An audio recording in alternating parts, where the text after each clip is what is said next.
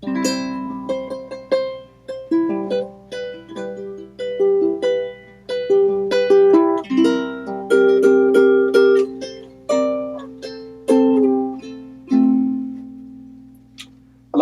and we're back.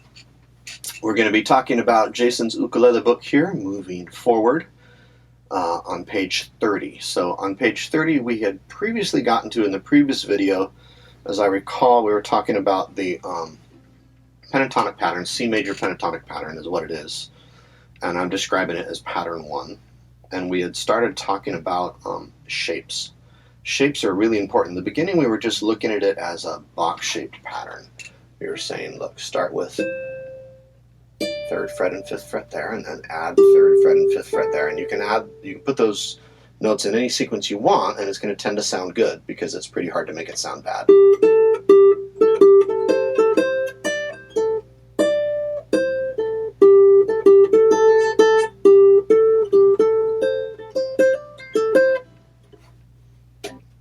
Great way to start off soloing with something that's pretty hard to sound bad.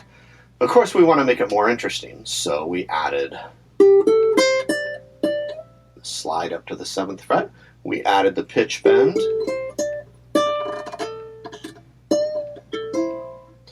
As options, and we talked about this shape as being like a pickup truck. So here's the cab of the truck, and then the truck bed, I imagine. If you look at the book, it looks maybe a little more like it on a diagram. Or maybe it doesn't. But anyway, we have it sort of color-coded so you can see that pattern in blue on these notes. And then if you look in that middle diagram on page 30, you'll see you have the same pattern here. It's still a pickup truck. Here's the cab of the pickup. There's the truck bed where the dog or the surfboard goes, right? The amplifiers if you're going to a gig, whatever your scenario is. And the idea here is you learn this pattern because this is really useful. Once you learn it, you can put this pattern anywhere you want. If you're in a different key, let's say we're in the key of F.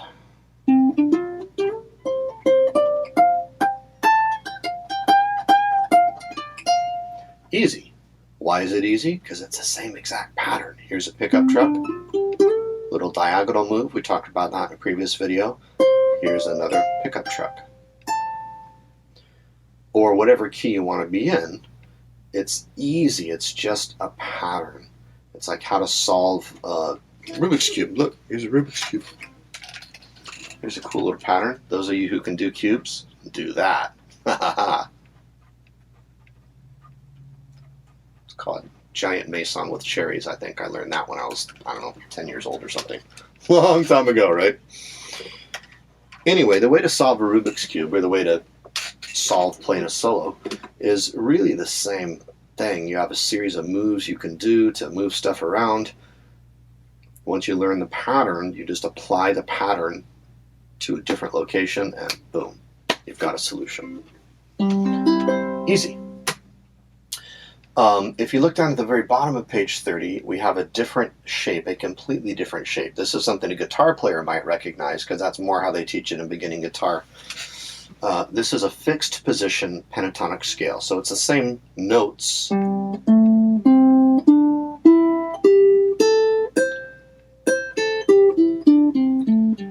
The downside of learning the scale that way is if you do, you tend to get people that play with just no emotion. It just sounds like you're just throwing notes out for whatever reason. It seems like it ought to work, but it just doesn't. It just doesn't.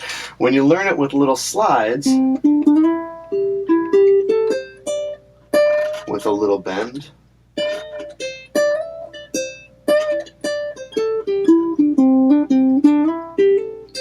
this is a brand new ukulele I'm playing today. I should probably oil this fretboard a little bit. But beautiful uke, huh? 25th anniversary edition, Ko Aloha. I enjoyed making a video with it so much yesterday that I think I'm just keeping it. I love this uke. All right. So whether you're doing the sliding pentatonic or the fixed position pentatonic, the principles are the same. It's just that I think you get more musical results with the sliding pentatonic. The advantage of the fixed position is it does launch you into a major scale, because if we just took these positions on a fixed position pentatonic, 0, 2, 0, 3, and 0, 3, well, if we add in a couple more notes, we add the first fret there, and then we add the second fret here, and now we've got a major scale. A basic fundamental of music. Why don't we just use the whole major scale when we're playing solos? Well, most of the reason is because you might not sound that good.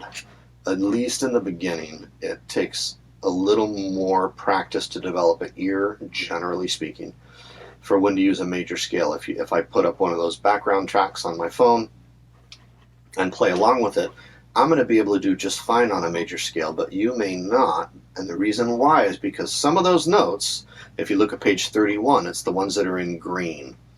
And we call informally, sometimes I refer to those as the cow patties, because it's like walking through a field at night without a flashlight. If you've ever walked through a cow pasture at night without a flashlight, you know what you're looking out for, but you never know until you hit one. And then, oh my, I did not just do that, right? You can imagine the scenario. Well, in music and soloing, it feels about the same. When you hit a note, we're going to later on in the book call it a clunker and explain how to get out of it. But when you hit something like, oh, that just didn't sound good, and that brings up a little bit of music theory. Why doesn't it sound good? Why doesn't F, for example, this individual note, why doesn't that sound good in the key of C? Well, it does if you're playing an F chord. Of course, F sounds good in F. And F might sound plausibly good if you're playing a G7 chord. It's part of a G7 chord, right? When you're playing a C chord and you're adding this note, you can only be on that note for a certain amount of time before it will tend to sound a little awkward. If I'm strumming a C chord like this, and then I add it for a moment, and I take it away, it's pretty. Here's the thing though, if I stay on it, like, you can't stay there very long before it's like, what are you doing? Release the tension. So dissonance is good. We'll talk about that more as we move forward in the videos and in the book. But F, this note just doesn't sound good across all of the notes you would play in, or all of the chords you would play if you're in the key of C. Remember, going back to a previous video, previous section of the book on the music theory, we were talking about like Conocopila chord chart, page 21, and then page 22, circle of fifths and stuff. When you're in the key of C, you're probably also going to have F. You're probably also going to have a G, and maybe an A minor, maybe some other chords that may or may not include all those notes in the major scale. What about this note? Why doesn't this note always sound good? Well, it sounds nice if I'm playing a C chord and I go to that note. That's okay. Well, is that going to work in a G chord? That's okay. Is that going to work in an F chord? Not so much. See, if I use it for just a fleeting moment,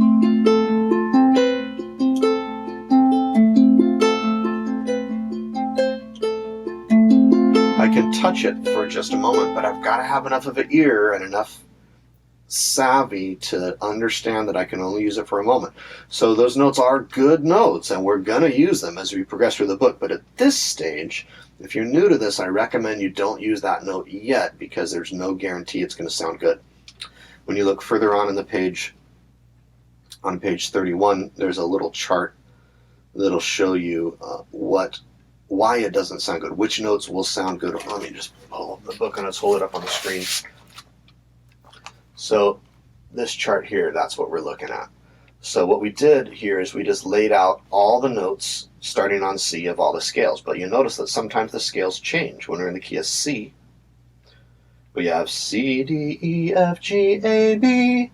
And there's another C on top. When we're in the key of F, we have C, D, E, F, G, A, B flat. B flat is going to sound good in the key of F. It's not going to sound as good against a C chord because it'll create a C7 chord.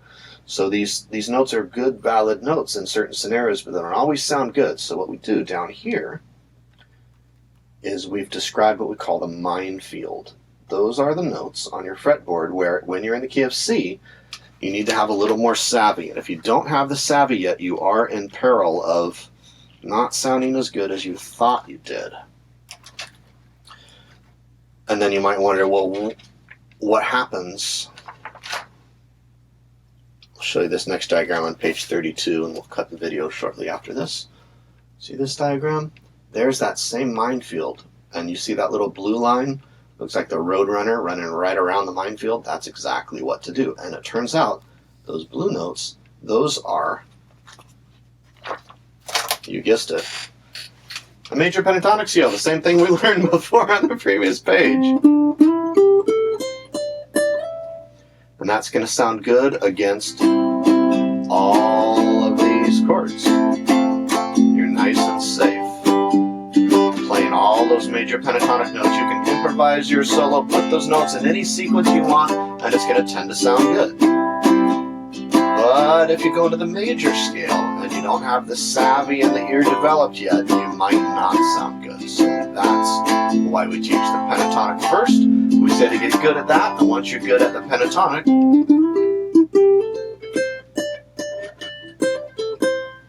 then you might learn some of the other notes. The other thing about scales in general is, I think back to like when I was learning piano. It is important to learn scales when you learn piano. It's important to learn scales when you learn any instrument, but I just remember like play the C, like you would never imagine your mom saying, oh, and now Jason will play piano for you. You're like, great, Mom, thanks. And what was I practicing? I was practicing a scale. So for all the dinner guests at the house, I play, let's say I was on a piano.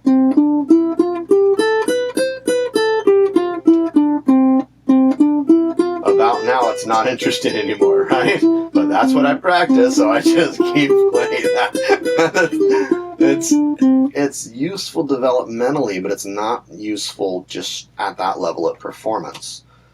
So we learn those scales and we develop a lot of things when we learn them, but if you just play the scale without understanding an application, it's the most boring thing in the world. And that's why we have little background tracks like this one.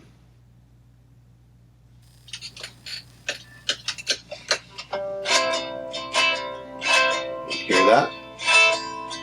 So if I'm going to play along to that, well, I can do major pentatonic scale all day.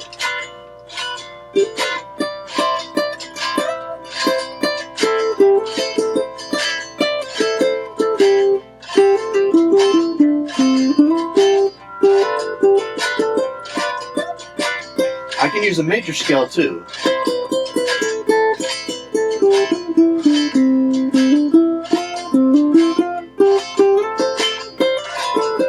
And I can blend them together too. Why limit yourself to one thing when there's many things you can do? But again, my point is that you do have those points in that major scale where they might clash. And so I just like to show you when you're learning how to safely navigate out of that until you kind of get your legs under you and your fingers doing what you want to do on the fretboard, and then we'll work in those other notes. So hopefully this helps. Aloha.